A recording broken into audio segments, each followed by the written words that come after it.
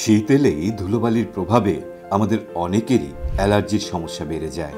বেশিরভাগ ক্ষেত্রে এই অ্যালার্জি হয় ধুলো থেকে। চোখ থেকে অনবরত জল পড়া, শ্বাস বন্ধ হয়ে আসা, ত্বকে চুলকানি, লালচে ভাব বা ত্বকের র্যাশ, কত কি। অ্যালার্জির জ্বালায় যেন নাজেহাল। এই অ্যালার্জি থেকে বাঁচতে উপায় কি? বিশেষজ্ঞদের মতে বিশেষ কিছু নিয়ম মেনে চললে এই অসুখ অনেকটা নিয়ন্ত্রণে রাখা সম্ভব।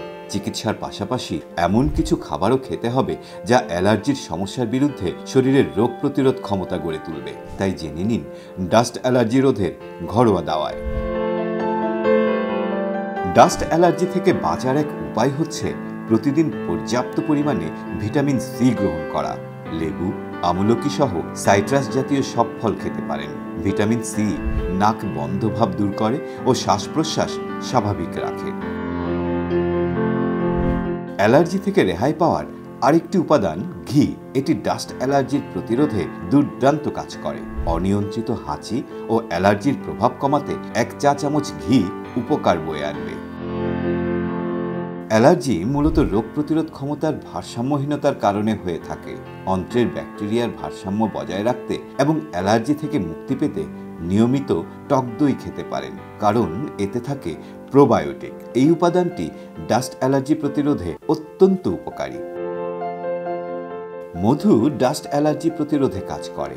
গবেষণা অনুযায়ী মধু পরিবেশে উপস্থিত অ্যালার্জেনের সঙ্গে শরীরকে খাপ খাওয়াতে সহায়তা করে। এছাড়াও মধুতে থাকা প্রদাহ বিরোধী বৈশিষ্ট্য অ্যালার্জি র্যাশ কমায়। ডাস্ট অ্যালার্জি সারাতে অ্যালোভেরা জেল ব্যবহার করতে পারেন। প্রাকৃতিক এই ভেষজ উপাদানটি ডাস্ট অ্যালার্জির উপসর্গ কমায়। 3 থেকে 4 টেবিল চামচ অ্যালোভেরার রস পানিতে মিশিয়ে দিনে 2 বার পান করুন।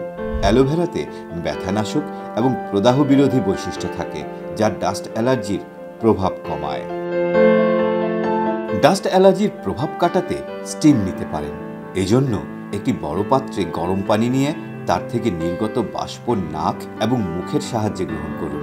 অ্যালার্জির প্রভাব কমাতে কমপক্ষে 10 মিনিট স্টিম নিন। এতে নাকের বন্ধভাব দূর হবে। অ্যালার্জির সমস্যা যে কতটা কষ্টদায়ক এবং বিরক্তিকর এটা শুধুমাত্র ভুক্তভোগীরাই জানেন। তাই ডাস্ট অ্যালার্জির সমস্যা থেকে বাঁচতে বাইরে মাস্ক ব্যবহার করুন, হাইজিন মেনটেন করুন ও সুস্থ থাকুন।